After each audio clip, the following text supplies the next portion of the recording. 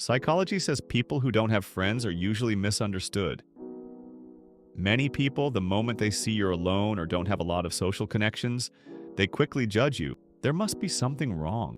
He must be antisocial. He must be a failure. While the reality is the exact opposite. In many cases, the minds of these people work differently in a way that makes normal social life feel tiring, shallow, or even unnecessary. And this is not a bad thing at all. Many times it's actually a sign of psychological maturity and mental depth. If you haven't had friends for a long time, there are real reasons behind it. And now we're going to go through them one by one. Make sure you stay with me until the end of the video and tell me which one of these categories you fall into. Number 1.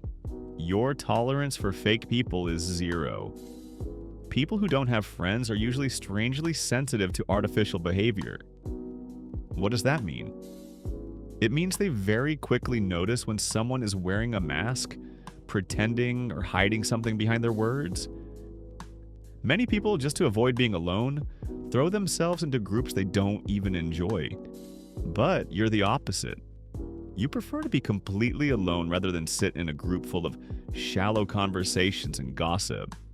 Psychological research says the more a person becomes self-aware, the lower their tolerance for dishonest people becomes. Not out of selfishness, but out of maturity. You can easily sense who is pretending, who is flattering, and who is saying something different behind your back. This is a skill, not a weakness. Most social groups are full of these exact types of people. They seem kind, but they talk behind your back.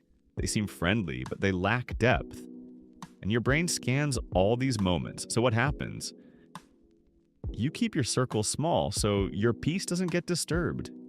Number 2, the quality of relationships matters more to you than the quantity. Many people think someone who is alone is running away from relationships, while the truth is the exact opposite. You love relationships, just not any kind of relationship. You want a relationship that has real substance. Something that's not shallow, something that gives energy, not drains it. Something meaningful.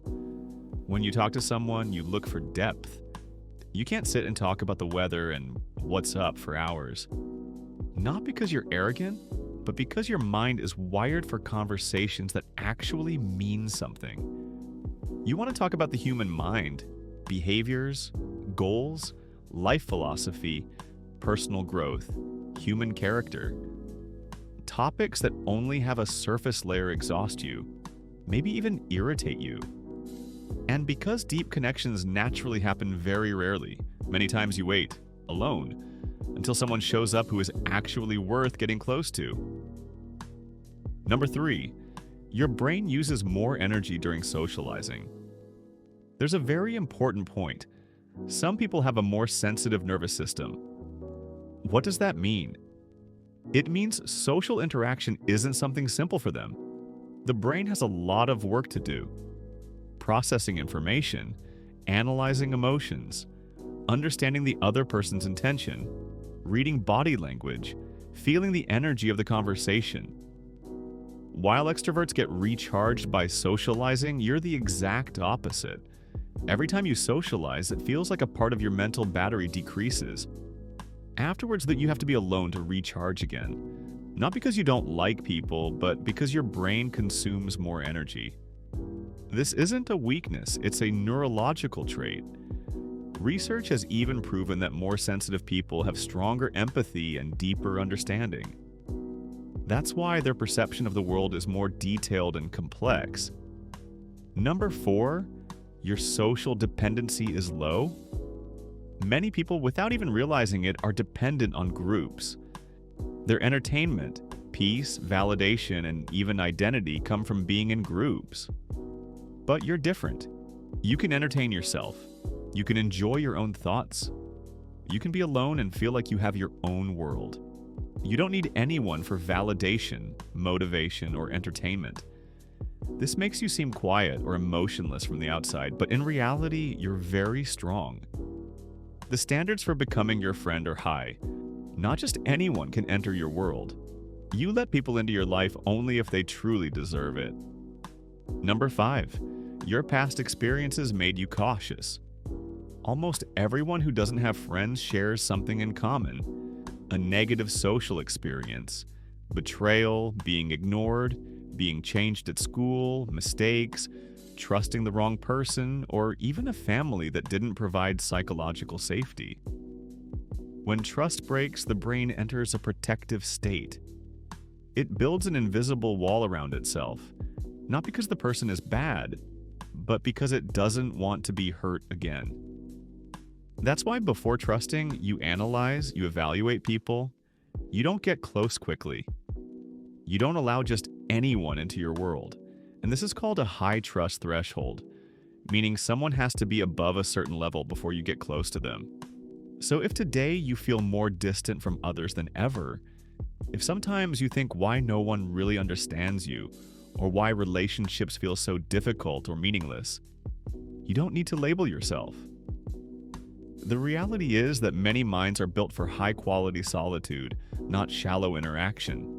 And this might be the biggest point society doesn't understand. Society always wants you to be in groups, to have many friends, to be surrounded by people.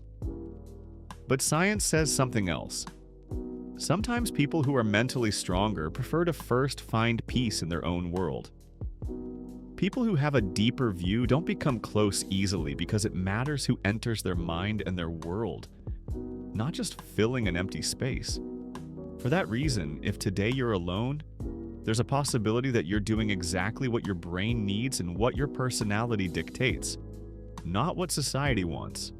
Many times, the people who later become stronger, more professional, or more successful are those who spent a long period growing in silence, understanding in silence, becoming mature in silence. Loneliness is sometimes the beginning of a new and deeper personality, and maybe that's exactly where you are now. Now, before the video ends, I have an important question. Which type are you? Comment and say which category you fit into the most. Type 1. People who don't like crowds at all and get tired quickly. Type 2. People who like being in groups, but depth of connection matters and they have a hard time feeling close to someone. And type 3, those who once trusted others and got hurt and now have become cautious. Whichever one you are, say it in the comments. And if you have your own reason or type, definitely write it for me. And now, if you feel like the explanations in the video were about you, definitely leave a comment so I know this video reached the right people. And remember, sometimes the strongest minds are forced to walk alone for a while, but afterwards, those exact people are the ones who create a new path.